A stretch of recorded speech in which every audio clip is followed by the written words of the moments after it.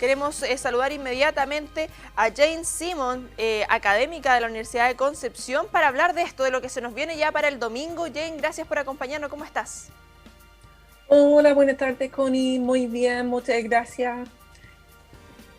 Gracias a ti por acompañarnos y la importancia de estos momentos, porque hemos hablado, Jane, en otras oportunidades, las megas elecciones, lo que se venía para el proceso constituyente, pero ahora también son unas mega elecciones y son muy importantes porque hablamos en general de los candidatos y la candidata a la presidencia, pero ¿qué pasa también en materia parlamentaria? ¿Cómo puede cambiar el panorama en estos momentos? ¿Cómo va a cambiar la estructura de la Cámara Baja y la Cámara Alta con todo lo que hemos vivido en estos meses?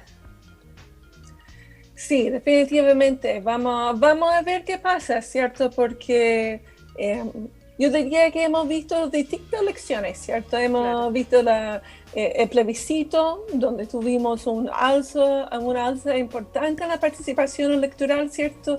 Donde muchas personas que no habían votado, votaron en el plebiscito. Pero después, cuando votaron convencionales constituyentes, bajó la votación, ¿cierto? Y ahora, en general, la elección que más saca interés es justamente la elección presidencial, y ese combinado con senadores y diputados, uno espera que va a estar como un poquito más arriba, ¿cierto? Cerca del 50%, pero yo diría la cantidad de candidatos, aunque tenemos la misma cantidad más o menos de la última elección, yo diría que está mucho más fragmentada el voto que hemos visto anteriormente, ¿cierto? Como eso, en especial, que la derecha está muy dividida, sí. El centro izquierda también está muy dividido, ¿cierto? Peleando para ver quién va a salir a la primera vuelta, que va a cierta manera a definir. Como eso, ese va muy relacionado con el tema de diputados y senadores. Pero al mismo tiempo, ningún candidato como sobresale en relación a los demás. En general, está todo planito. Está todo muy planito en ese sentido. Bueno, los top 4 de cierta manera están más o menos planitos, porque nosotros no sabemos esencialmente en relación a las encuestas que han tomado, qué representatividad en verdad tiene. El margen de error parece bastante alto. También hay una percepción, y ese es donde es muy importante el hecho que las elecciones presidenciales, senadores y diputados son como las elecciones más tradicionales que tenemos dentro del sistema electoral. No son nuevos, no son figuras no conocidos como consejeros regionales, tampoco como gobernador regional o los convencionales, sino son cosas que en verdad es la fiesta cívica que celebren, especialmente en los campos. El hecho de salir a votar, donde todavía hay un recuerdo fuerte, ¿cierto?, del voto obligatorio.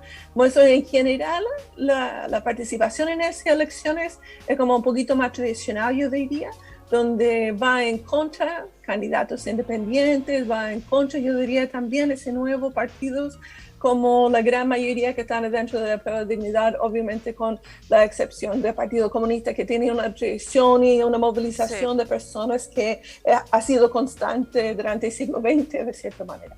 Claro, aprovechando ya que tú señalabas esto que ocurre con el voto obligatorio, que existían dudas de que si iba a pasar o no todo este proyecto de ley ya para estas elecciones, finalmente no ocurre, es un voto voluntario, y precisamente queremos revisar también el padrón electoral respecto a eso, a nivel nacional, la cantidad de personas que están habilitadas para generar su voto el próximo 21 de noviembre. No sé si tenemos la gráfica ahí, señor director, para ir revisando también respecto al padrón electoral dividido por género, y también respecto a el tema de edad, porque eso influye mucho, Jane, lo que ha pasado, el movimiento social.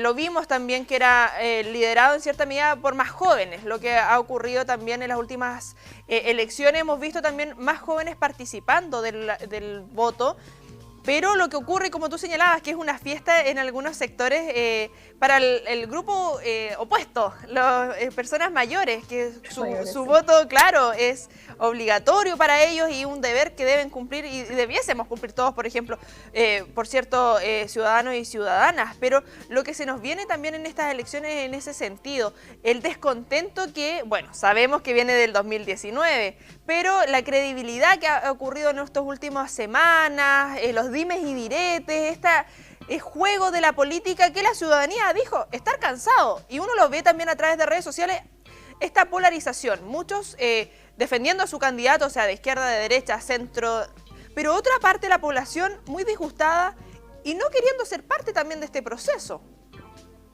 Es que claro, y ese siempre es como la amenaza que tenemos en relación a las elecciones presidenciales especialmente, porque buscan, ¿cierto?, incluir, pero en general van a ganar más votos a través de miedo muchas veces que a través de la alegría, como eso. Es como muy complicado, como eso puede ser que justamente ese mensaje de miedo que si no vota tal persona va a salir otro, ese va a ir generando como motivación para las personas que están más o menos allá. Yo creo que vamos a ver eso mucho más en la segunda vuelta. Hay muchas personas que no se sienten identificados con los actuales candidatos y candidatas que están presentes. Como eso, ¿para qué salir a votar? Dejamos lo que pasa porque nadie va a ganar en la primera vuelta. Sí. Y así lo voy a cuadrar mi voto en la segunda vuelta. Puede ser, pero yo creo que también va a ser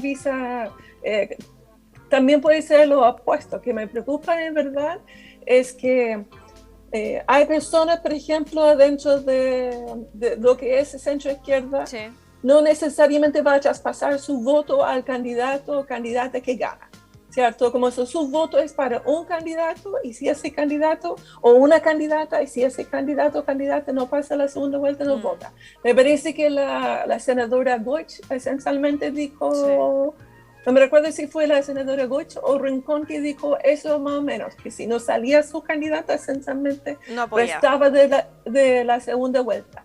Pues yo creo que van a haber también mucho de ese tipo de actitudes también, aunque obviamente va a depender mucho de quiénes son las dos personas que salen a la segunda vuelta. Pero da la sensación que en general la elección presidencial ha sido como con baja legitimidad de cierta manera. No hay mucha confianza en los candidatos y las candidatas. Se abren así a su electorado y no necesariamente más allá. Y va a depender mucho su capacidad de movilizar votantes para que también vaya apoyando la lista parlamentaria que tiene. Porque sin apoyo, o sin un apoyo significante adentro del Parlamento, difícilmente pueden gobernar. Y no se ve como mucha capacidad de generar coaliciones para gobernar hacia el futuro. A ese punto quería llegar, Jane, y por eso es tan importante también estas elecciones. Bueno, todas las elecciones son importantes, pero estamos eligiendo a parlamentarios, Cámara Baja, Cámara Alta, que muchas veces se cuestiona también su rol, lo que pasa y la importancia de estos cargos también en materia de descentralización, que ha sido también el foco en el último tiempo en general de las campañas. Lo hemos visto en la franja electoral, cada uno ahí de acuerdo a su lugar de origen, tratando de levantar también estas temáticas, porque sabemos que los estamos exigiendo desde las regiones también. Sobre todo con esta pandemia quedó clarísimo que las decisiones no pueden ser tomadas a nivel central. Hemos pagado los costos muchas veces en materia sanitaria, pero en otro sentido, en lo económico, en lo artístico, lo cultural, etcétera, en las diversas esferas. En esa materia y en ese sentido, lo que está pasando también al poder elegir parlamentarios, al elegir la Cámara Baja, la Cámara Alta, con lo que hemos visto también en las elecciones pasadas, por ejemplo, de alcaldes y concejales, que cambió bastante ahí los números, bastantes independientes sumieron ahí los votos, que antes era impensado. En estos momentos que tú señalabas que la derecha... y creo que a lo mejor era difícil en algún momento hablar de esto acá en nuestro país, quizás en Europa era más cotidiano, de hablar de la extrema derecha. Todos estaban como entre el centro, hablábamos centro izquierda, centro derecha, nadie quería irse a un extremo a otro. Ahora se están dividiendo las aguas ¿cómo se puede prever el panorama para todo eso? Porque, claro, las encuestas dicen una cosa, sabemos que el papel con la realidad varía un montón. Claro, pero yo diría el punto que hace es fundamental. Nadie puede gobernar sin el Parlamento, ¿cierto? Y para gobernar con el Parlamento, con la Constitución actual, muchas de las decisiones requiere, ¿cierto?, una super mayoría, como eso que hace súper difícil de gobernar. Y ahora, con una división de cierta manera que va a mantener dentro del Parlamento, en verdad va a ser un desafío importante. Por eso, cuando la persona abre esa gran sábana que va a tener demasiados candidatos, ¿cierto? En verdad, lo que uno tiene que ir mirando es pensando en qué lista voy a votar. Porque como sigue siendo un sistema de representación proporcional que implica, cierto, que gana la lista primero y después dentro de la lista gana más votado o votada. Ese va a ser de suma importancia que uno va votando pensando en la lista que uno está votando y no solamente la persona para quien va a votar.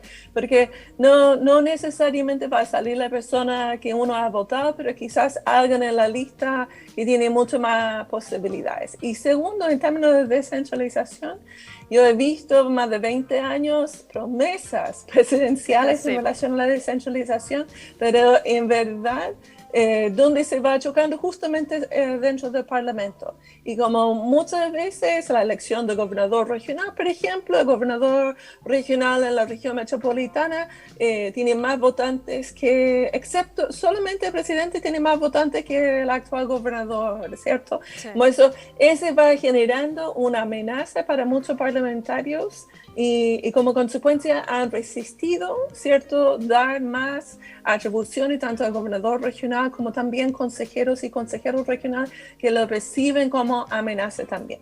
Por eso hay que presionar, yo diría, no importa quién sale electo, hay que de cierta manera ir presionando, insistiendo y apoyando a quien sale presidenta, presidente, para que se siga avanzando en el tema de descentralización. Pero de verdad yo tengo más confianza en la Convención Constitucional y los avances que vamos a lograr a través de la Convención y menos en la capacidad del Parlamento para limitar o para empoderar otra figura política dentro de la región. Bueno, y ahí ya que lo mencionas también el rol que va a cumplir el futuro presidente o presidenta en los próximos años en materia también con la nueva Constitución, con lo que está pasando con esta redacción, lo que va a significar también empezar a poner en marcha. Son hartos los desafíos, más allá de lo que uno tiene claro que el rol del presidente o presidenta tiene diversas tareas y desafíos en materia internacional, en materia interna, educativa, y que sabemos que la lista es bien larga de las problemáticas que tenemos en nuestro país. Pero este desafío es nuevo para él o la que esté a cargo ya los próximos 4 años. Sí, yo diría que es fundamental, porque yo tengo mucha esperanza en la Convención Constituyente. Lo ideal es que quien sea presidente, presidenta, va a facilitar el trabajo de la Convención Constitucional, va a facilitar cierto el conocimiento por parte de la ciudadanía en relación a lo que está haciendo la Convención y que va a abrir de cierta manera ese proceso constituyente cívico que se requiere para fortalecer la democracia. No todos los candidatos y candidatas, yo diría no todos los candidatos va apoyando o tiene una visión de ir generando, marcando su gobierno adentro y en relación a la Convención Constituyente. Eso no significa que como presidente no va a tener una cantidad de cosas que necesita hacer para poder gobernar. Y uno de los roles, es verdad, que es sumamente importante y sigue siendo importante, que la gran cantidad de cargos que son confianza de presidente a presidenta. Y eso es de suma importancia que va poniendo personas que tienen capacidad de colaborar con otro organismo público, porque muchos de los problemas que tenemos en verdad se debe a una falta de coordinación entre organismos públicos, ¿cierto? Tanto dentro de los territorios, por ejemplo, dentro de la región, como también entre nivel local, regional y nivel central. Lo que necesitamos es generar mayor comunicación para poder ir respondiendo a las diversas necesidades que requieren justamente ese tipo de respuesta mancomunal. Y ojalá que puedan ir avanzando en ciertos elementos de la legislación para poder ir preparando de cierta manera, complementando lo que está pasando dentro de la Convención Constituyente, porque claro, la Constitución, yo imagino que vamos a ir avanzando y vamos a tener una Constitución nueva, pero eso implica al mismo tiempo que tenemos que ir ajustando la legislación que tenemos actualmente para que esté en sintonía con la nueva Constitución. Como eso uno espera que el Parlamento que se vote, que se logra tener, va a estar también en sintonía con ese gran cambio que Chile tiene que enfrentar. Hay momentos cuando la competencia hace Pone las sentido. trabas. Sí, pero hay otros momentos cuando en verdad necesitamos trabajar juntos para lograr cambios que se necesitan.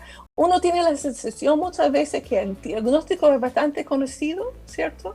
Y lo que necesitamos son soluciones para cómo ir abordando el tema, por ejemplo, de las pensiones. Pero al final, como no hay soluciones, no logramos avanzar en ese tema, quedamos con ese, yo digo, solución parche, como los retiros que hemos tenido, que permite responder en el momento, pero no nos permite pensar en el mediano o largo plazo, ni hablar de cambio climático. Hay un montón de desafíos que tenemos y en verdad necesitamos una figura en la moneda, ¿cierto? Que convoca, que integra, claro, que de cierta manera reduce muchos de los conflictos que tenemos. Ahí pasa ese tema y que lo hemos visto en este último tiempo con la acusación contra el presidente, con el retiro, bueno, y todo lo que ha estado en tema en la palestra en las últimas semanas y meses, que tiene que ver más que nada con esta pelea entre ellos mismos. No, que quiero que salga mi proyecto, lo rechazo para generar modificaciones de acuerdo a lo que yo quiero. En el fondo viene siendo lo mismo, pero cambia la forma y quieren que la forma sea de acuerdo a sus cercanos a sus partidarios. En esa materia, ya que señalabas lo de los parlamentarios, bueno, son 155 diputados y diputadas y 43 senadores y senadoras, y queremos revisar también lo que tiene que ver en materia de la circunscripción 10 para la región del Biobío en el caso de los senadores y el distrito 2021 también para el caso de diputados, pero antes queremos revisar cuántas son las personas habilitadas a nivel nacional para revisar el padrón electoral. Queremos ir también ahí entregando estos datitos importantes previo a las elecciones. Pasemos a revisar inmediatamente el padrón electoral en estas elecciones generales para el próximo 21 de noviembre, porque en total son 14.959.945 personas, las personas que están habilitadas, divididas en mayor cantidad mujeres, 7,6 millones, y hombres 7,2 millones que están habilitados para sufragar acá en nuestro país. Y si nos vamos para el desglose también en edad, podemos revisar que lo lidera en 2,8 millones de 30 a 39, lo sigue ahí con 2,7 millones de 20 a 29 años, y de 40 a 49, 2,5. Hay los tres grandes grupos que lideran la concentración de electores por edad. Pero queremos revisar también lo que ocurre en materia de división de la circunscripción y cuántos senadores, diputados y diputados podemos elegir acá por la región del Biobío. Lo pasamos a revisar también la circunscripción 10 senatorial, que podemos elegir a 3 candidatos de los 23 postulantes que tenemos, y la región del Biobío se divide en 2 distritos, el distrito 20 y el distrito 21, donde para el distrito 20, bien digo, son 8 diputados, las 8 mayorías, y el distrito 21 5 diputados. Eso tiene que ver por la cantidad de población que tenga. Como señalabas tú, Jane, anteriormente, tiene que ver mucho las listas también, y eso es importante ahí ver de manera consciente por quienes queremos votar, con qué son los contrincantes de nuestro candidato o candidata. Por eso es tan importante también informarse para todas las elecciones, por supuesto, pero lo que señalábamos anteriormente, la importancia de estas, que bueno, además también están los consejeros regionales, pero acá nos estamos enfocando netamente en presidenciales y parlamentarias. Lo que está pasando también en materia política internacional, tú, Jane, como politóloga, en estos momentos está haciendo noticia lo que está pasando en Argentina principalmente. ¿Cómo estamos siendo reflejados también, o no reflejados, vistos en el exterior con todo lo que estamos viviendo? Con una acusación, segunda acusación al presidente, lo que está pasando en la convención, que ha tenido cosas positivas, cosas negativas, que sabemos que se ha querido recalcar más lo negativo que lo positivo, pero su trabajo lo han estado haciendo de manera correcta. Y las divisiones políticas que están pasando, ¿cómo nos vemos también a nivel internacional en esa materia? Bueno, yo diría que Chile en general se destaca por buscar resolver temas conflictivos a través de mecanismos institucionales, ¿cierto? Como eso, si pensamos en el plebiscito que puso fin a la dictadura y después el plebiscito para iniciar el proceso de la Convención Constituyente. Yo diría que hay una mejor imagen de la Convención Constituyente afuera que adentro del país, como eso he visto como algo súper positivo también, súper positivo que sea una mujer indígena que va liderando, especialmente a alguien de la calidad que es la doctora Elisa Loncón, ¿cierto? Que es académica reconocida a nivel internacional también, que fue reconocida por la revista Time como una de las 100 personas más influenciales, etc. Como eso yo diría en términos de la Convención Constituyente, no hay tanto. Por ejemplo, en relación a como Bolsonaro, había una discusión en un momento acá en Chile que de cierta manera Kast es nuestro Bolsonaro, nuestro Trump, ¿cierto? En ese sentido, yo diría igual Kast es diferente a Bolsonaro, aunque tiene ciertos elementos que son comunes y en eso quiero confiar en la madurez de la población o del electorado chileno para ir eligiendo, ¿cierto? Y buscando ciertos equilibrios dentro del contexto. Iniciamos, ¿cierto? Hablando de la extrema derecha, que no es algo típico dentro de, bueno, que uno podría decir que no es típico entre comillas, pero de cierta manera no ha sido tan centrista hasta ahora. No quería reconocerlo. Sí, pero siempre hay que pensar que por todo lo que hablamos, por ejemplo, del plebiscito de 1988 que puso fin a la dictadura de manera pacífica a través de la urna, que se destaca. Igual hubo una dictadura durante 17 años, ¿cierto? Y todavía, y eso se representa mucho en CAS, muchas personas que todavía valora la dictadura como un momento en historia necesario de cierta manera para generar la Chile de hoy. Yo no comparto esa posición, pero es una posición que está en Chile. Pero en eso también hay que pensar en Europa también, en muchos países, ¿cierto? En Francia actual, ¿cierto? Hay como un candidato de la extrema derecha. En Estados Unidos, obviamente, también Trump, que entró por un partido centrista, pero está muy apoyado y fortaleció muchas voces de la extrema derecha en Estados Unidos que de cierta manera había sido mucho más callado en otras épocas. Eso demuestra también lo que está pasando a nivel mundial en relación a la extrema derecha y muy asociado con populismo, que es un desafío para todos los países, especialmente para la democracia, incluyendo la democracia como consolidada, como Estados Unidos y en Europa, etcétera, que no es algo que pasa solamente en países menos desarrollados, menos democráticos, sino es algo que es una amenaza para la democracia liberal en toda parte. Y hay mucha discusión en Estados Unidos sobre el tema, porque en verdad hay una preocupación de cómo se va debilitando la democracia como desde adentro, poco a poco, y En eso uno confía que el mismo proceso de la Convención Constituyente va a ir generando una base sólida, una constitución que tiene mayor legitimidad desde la ciudadanía, y ese va a ser algo súper positivo. Como eso. Claro. Yo diría Chile de cierta manera tiene ese claro oscuros, ¿cierto? Que todavía da mucha esperanza afuera sobre su capacidad de construir y consolidar aún más la democracia que tiene. Claro, el típico chileno, y acá, disculpa lo coloquial, pero creernos el cuento.